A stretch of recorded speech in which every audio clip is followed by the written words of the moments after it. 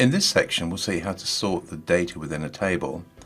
Now, you've got two columns here. The first one is countries, and the second one is value of sales. So let me click somewhere within the first column here that relates to countries. If I want to sort this, all I have to do is click on the Home tab, and then over here you've got Sort and Filter. So I click on that. You've got two sorts. You can sort A to Z or Z to A. So let's click on where it says Sort A to Z. And as you can see, the countries are now sorted. Australia first and USA last.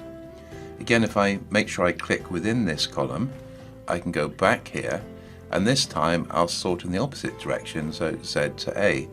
So now when I click on that, United States is first and Australia is last. If I click within the second column here and then repeat this, so over here I can go sort smallest to largest. As you can see, this column is now sorted going from small to large. If I want to do it the other way, again, you must make sure you click within the column. Then over here I just go largest to smallest, so it's now reversed, as you can see.